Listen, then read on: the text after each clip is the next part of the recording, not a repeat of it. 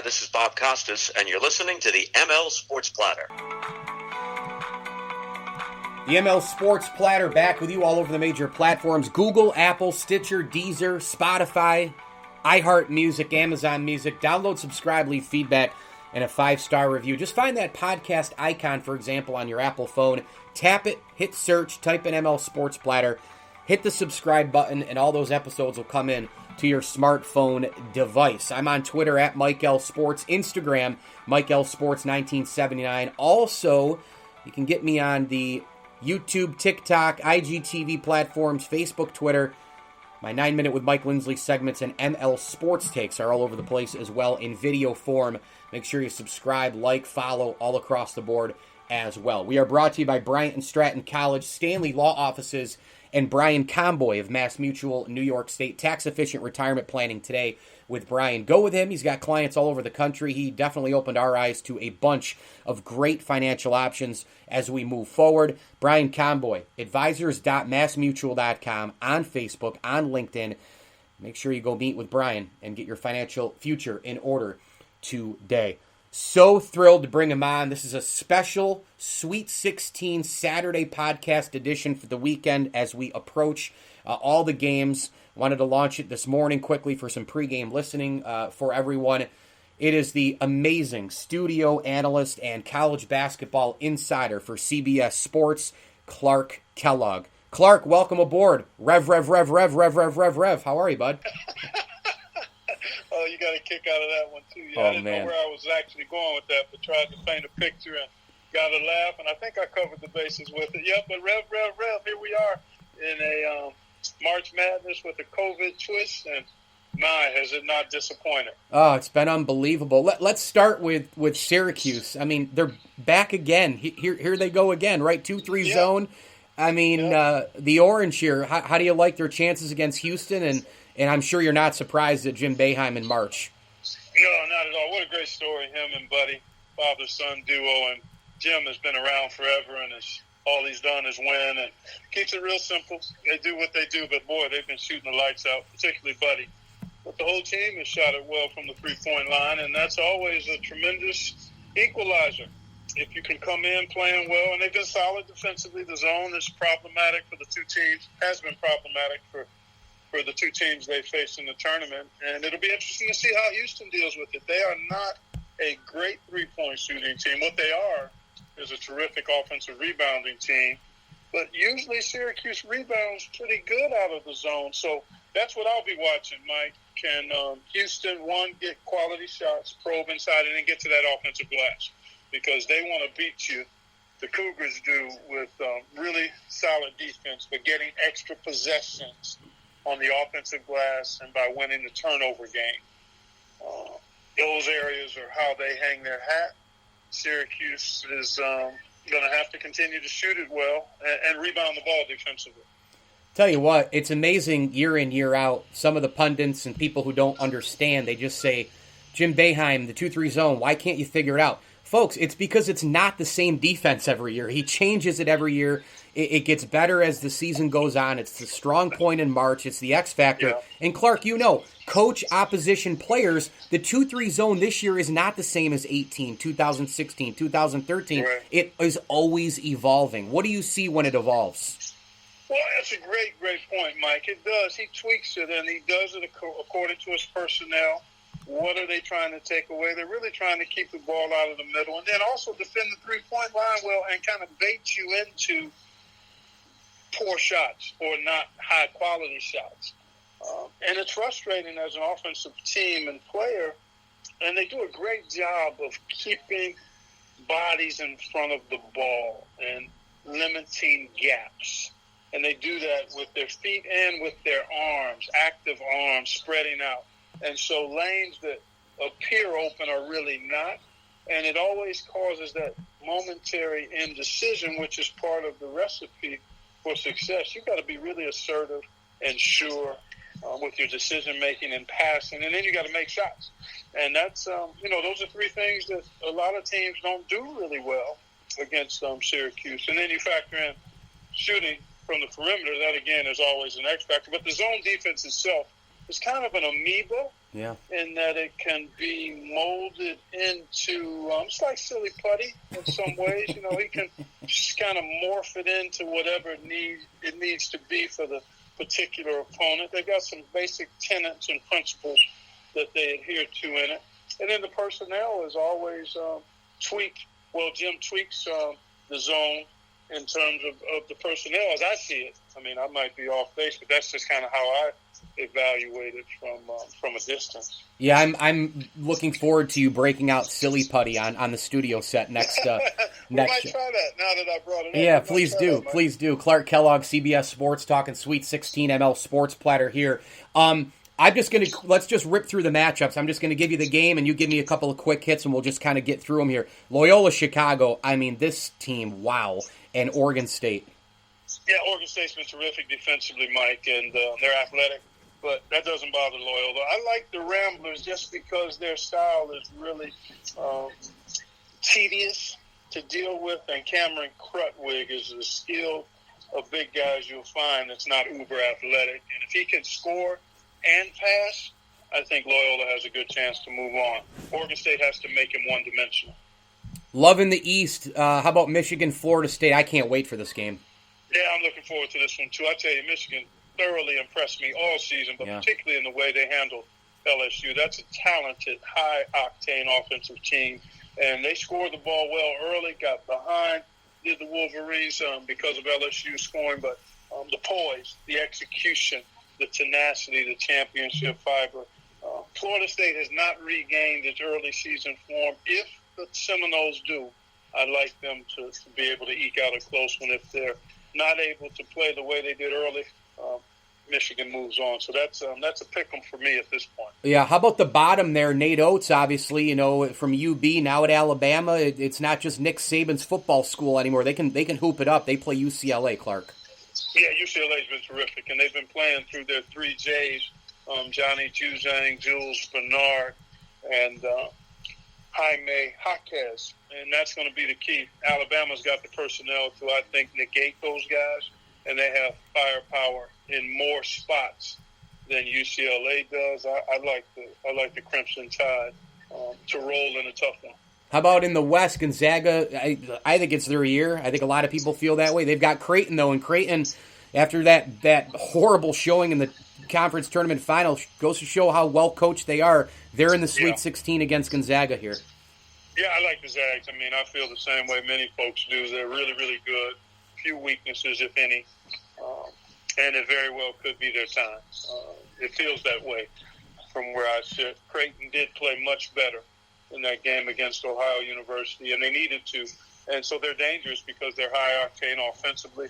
Zagorowski is terrific in the backcourt, but I like the Zags' overall strength to prevail in that one. Yeah, their offense and their ball movement is just absurd.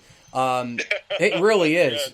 Yeah, no, it's fantastic to watch. It really is because, I mean, a low-scoring game for them is 80. Yeah. Which is just like, I mean, that's just ridiculous to even say that. A low-scoring game is 80 for them. Yeah, no doubt. USC, Oregon, I tell you what, you want to talk about fun here, too. Yeah, two Pac-12 teams that have shown extremely well in the tournament, along with UCLA and Oregon State. I'm telling you, I'm going to go back and watch the first meeting because I want to see personnel. Oregon looked great against Iowa. They were chomping at the bit, and they play small ball as well as anybody because they've got wing guys that play bigger than they are and all can make plays and make shots. And I think Will Richardson will be the key. His return has really moved Oregon back to that smooth operating offensive group. USC is going to have to do a good job on him. Boy, that's another pick 'em, but I'm leaning Trojans because of the Mobleys up front. I don't know if they can duplicate the way they shot in the last game, but defensively, they're one of the best teams left in the tournament. All right, and then over in the South, just a couple more here, Baylor and Villanova, Clark. Yeah, this is a terrific matchup. I love the Bears. They showed a little more of the early midseason form that we all saw from the Bears before their extended COVID pause. And I don't know if there's four guards any better than the Baylor guards in the last 15 years on one team. Villanova can make a case for having similar backcourts, but I really think the Baylor Bears defensively are just very, very difficult to go against. And then offensively, they're hard to guard. They share the ball. They penetrate pitch. They shoot it from deep. They drive it. I like the Bears here. Arkansas, Oral Roberts. How about Oral Roberts? Little 15 seed, some shades of Florida Gulf Coast at that number 8 years ago. But, man, Arkansas is good. The Muss Bus is rolling. They are really good. And, I love the two-man duo, the best two-man duo in the tournament, Max Asmus and Kevin O'Banner. They'll need others to step up because I think Arkansas can make it hard for those two. They will get their points, and if they star as they have in the first two games, then Arkansas is in trouble. But I think Arkansas can negate Asmus and O'Banner from dominating that game. So I like the Hogs because of their versatility defensively, and I love JD Nate. Really dynamic defender, intangible score. I mean, and Herb Jones is, and then Justin Smith, has been playing great basketball. So I like the Hogs, and again, it should be pretty entertaining, I think. All right, final one for you here. I wanted to highlight the Bonnies a little bit here. As you know, I'm a St. Bonaventure grad, and it was just an awesome season. I was disappointed they didn't show up in that game against LSU, but still a great year. They added a couple of trophies to the case. They win the regular season and the conference tournament in the A-10. What stood out to you this year from Bonaventure? They obviously, on paper, Clark, are bringing everybody back. And what Mark Schmidt's done there has been obviously amazing. And I know you've watched that from afar in just astonishment like many others. No, he's done a phenomenal job. And this team is one of my favorite teams. Well, I love the balance, the connectedness, the versatility. Not a big team, although Suni was terrific in rim protecting. And if all of them do come back, man, they had a terrific season this year, and I would think it would be fuel for their lab work this summer, and they would be a formidable team nationally next year. But I like the way they play. They play tough. They defend. They share the ball.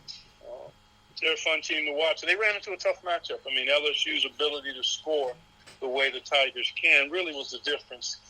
St. Bonaventure needed to be better offensively in that game, and they just weren't quite up to that in that matchup. But I love what those guys did this year and what the potential is for them as seniors next year with their experience, toughness, and skill level. That'll be a team certainly on the early season radar list for me. By the way, my dog, Cooper, the golden retriever, barked last podcast you were on and apparently knew you were back, so he just gave you a little hello. I heard Cooper. Yeah, I love that. That's awesome. Clark Kellogg, CBS Sports, college basketball. Sweet 16, the games are going to be amazing. Clark, you are terrific. Thank you so much for all the time on these shows as we've gone along here, and continued success. Keep crushing it. Yeah, I appreciate it. Thanks for the kind words, and always enjoy hanging out with you, Mike. The ML Sports Platter brought to you by Liverpool Physical Therapy. If you're in and around Central New York and need some of that post-op work done, boy, I'll tell you what, Pete and Mike do a great job. Here's a reminder as well, no doctor prescription is necessary for the first 10 physical therapy visits in New York State. Get to Liverpool Physical Therapy today. A big tip of the cap thank you as well to Camillus Golf Club, Axe Exotic Pets, and our good friends at Rosie's Corner. Pizza, pasta, hot and cold subs, and more. And as you're listening to this, all the Sweet 16 action's going on today. Make sure you order from my friends at Rosie's Corner if you're in and around Central New York. You've got the unbelievable garlic parm wings, the Gold Fever. You can get stuffed shells and burgers if you're in a non-pizza wing kind of mood. But you got to get to Rosie's, and their themed food days continue with Meatloaf Monday, Fish Friday, and a heck of a lot more. Rosie's Corner on Facebook, Instagram, and they will deliver via Grubhub as well. Rosie's Corner is a proud ML Sports Platter sponsor. All right, I wanted to just add a little bit more to the Sweet 16 thing here. I know I did a podcast earlier this week on all the games and broke them all down and the storylines, but I wanted to take the Sweet 16 and give you my 3 matchups that I'm most looking forward to. And I'm going to go 3, 2, and 1 here. The third game I'm most looking forward to watching is actually Oregon State and Loyola Chicago. I love the underdog. I love the little guy. Loyola Chicago, it's interesting because let's see what their Loyola Chicago enrollment, I should have had this up when I started the podcast, but I'm going to type this out. Look, when I say little guy, I mean little guy based on the program, right? Because Loyola Chicago is no little guy. They're a campus that a total enrollment just a few years back was just, was over 16,000. So they're not little in terms of campus size. They're no St. Bonaventure or Wofford or something like that. But they're a little guy in terms of comparing them to the Blue Bloods or other programs or Power Fives. And I just love the story. I love a few years ago going to the Final Four. I love the Sister Jean thing. I think Peter Moser's an unbelievable coach. It might be really hard this time to keep him there. And I think Clark hit the nail on the head when he was talking about Oregon State, and their defense has been absolutely spectacular. They were unreal against Tennessee in that 12-5 game. And then obviously they beat Oklahoma State, a team that's high-powered. They've got Cade Cunningham, the likely number 1 pick in the NBA draft. I love this matchup. I do think Loyola Chicago wins, but I can't wait to watch, these teams duke it out in 8 against a 12. Absolutely fascinating. My second game that I'm most looking forward to watching in the Sweet 16 in my top 3, it's Michigan and Florida State. I think what Juwan Howard has done at Michigan and Leonard Hamilton over a long period of time at Florida State, these two guys are coaching superstars. And Juwan Howard, losing Isaiah Livers, they've got still a really good roster. Love the guards. Wagner can do some damage across the board. And they just buy in. They buy into the energy of Juwan Howard. They buy into his tenacity. I like FSU in this game. I picked the Noles to go to the Final Four. MJ Walker, the veteran, the freshman 6'9" guard, Scotty Barnes, probably a lottery pick coming off the bench. Hamilton's deep. He's versatile. He's balanced. And I love FSU. Evans is great. Gray is great. And I think the Noles are playing really solid basketball. Not their best basketball. I don't think actually Florida State has played its best yet. And I think that does not fare well for Michigan. Florida State beat UNCG by 10. They beat Colorado by 18. But that game was touch and go in the first half. When that game was in the 20s, I remember texting my sister who went to FSU for grad school. We actually met Leonard Hamilton when I went down there for a visit once. And I said, man, this team offensively, there's just it seems like it happens all the time where they go in that real lull, But then when they get it going, they can score with anybody in the country. And they did just that. If they play their A game, they're going to be really hard to beat. But I can't wait for that game as well. Just uber athletes, incredible skill, great depth, versatility, and balance on both sides. Cannot wait for the Noles and Michigan to compete against one another. And then number 1, and I'm going to get called a homer by some people, which is absurd. It's Syracuse and Houston for me for a couple of reasons. One, the contrasting styles, obviously.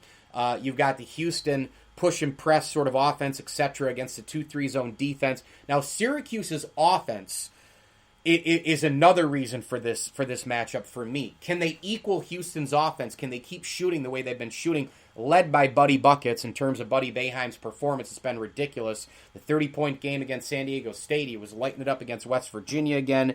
Every time he shoots, you feel like it's going in. It's got that Andy Routens, Jerry McNamara, old feel of threes going in. And, it's amazing with Syracuse. The 2-3 zone gets most, if not all, the attention this time of year, right?